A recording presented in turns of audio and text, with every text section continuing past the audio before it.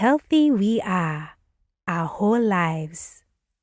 Every stage of life has new choices, new thoughts, and even a new body.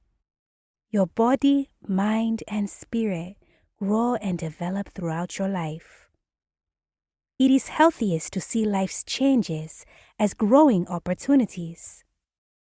A few important stages of life are childhood, adolescence, adulthood, and elder years.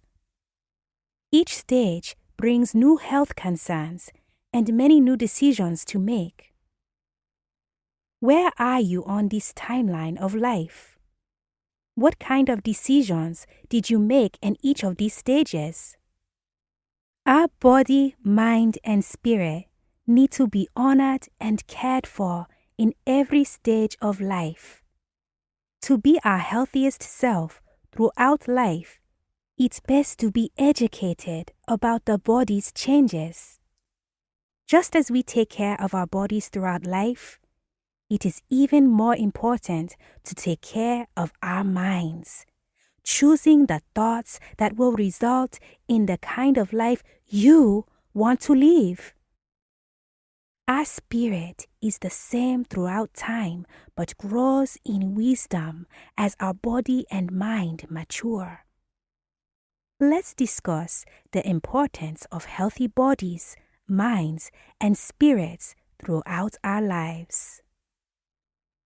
Thankfully, we all start our lives as little and cute people. We grow in body, mind, and spirit at an astounding rate. Every baby needs good nutrition, care, protection, and lots of love and guidance to properly grow and develop. What do you wish you could tell your younger self? Next, our bodies go through a stage of time that changes our child bodies into adult bodies. This stage is called adolescence. Puberty is the change adolescents go through when they are becoming sexually mature. Puberty usually occurs in girls between the ages of 10 and 14. In boys, it generally occurs later, between the ages of 12 and 16. However, everyone is unique in their rate of growth and maturity, physically and mentally.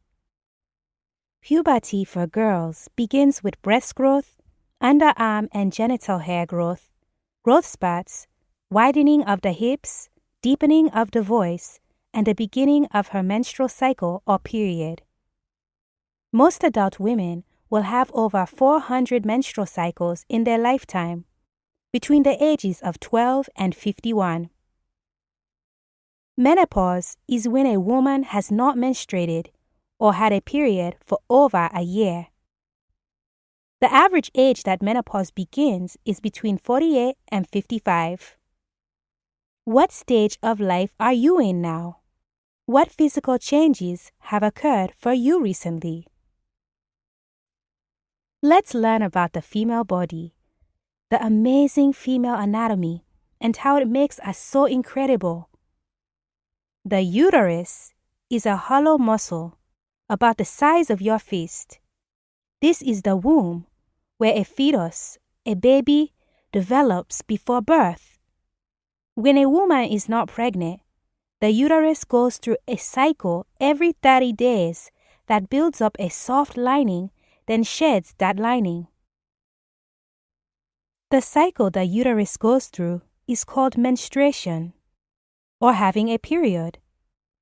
This uterus muscle contracts and may cramp before menstruation in order to shed the lining each month. Each month that a woman is not pregnant, she will shed this lining for a few days. It is the lining of the uterus that is the blood of menstruation. All of this is on the inside. Let's look at the outside anatomy of woman. The vagina is a stretchy tube that leads to the uterus. When a woman has a baby, the baby will leave the uterus and come out through the vagina during birth. It is also the tube where the penis is inserted during intercourse or sex. It is also the tube where tampons and menstrual cups may be placed to catch the menstrual blood. The ovaries are about the size of the tip of your thumb. Inside each ovary gland are millions of tiny cells called egg cells or ova. A tiny egg cell, no bigger than a pencil dot, bursts out of the ovary each month and begins the cycle of menstruation. Our sexual organs are a great gift and need special care and concern. Caring for these sexual organs involve calling them by their proper name and understanding the amazing function they provide. Your sexual health includes these organs, but your thoughts and attitude are also of utmost importance, which we will discuss later. What are the benefits of understanding the workings of the sexual organs? What role do your sex organs play in your health and the health of your family? Each girl's posterity and the health of communities and entire nations depend on the safeguarding of the sexual health of women and children. What can our community do to safeguard the sexual health of our women and children? Sexuality is, of course, not just the organs we are born with, but also has much to do with our relationships, especially our sexual partner. Our sexual health can be the most meaningful and joyful part of our life and involves some of our most important decisions. Healthy sexuality produces healthy families, and healthy families make happier communities. It is all a matter of choices. For example, a common situation for most women between the ages of 14 and 50 is that they can become pregnant anytime they have sexual intercourse.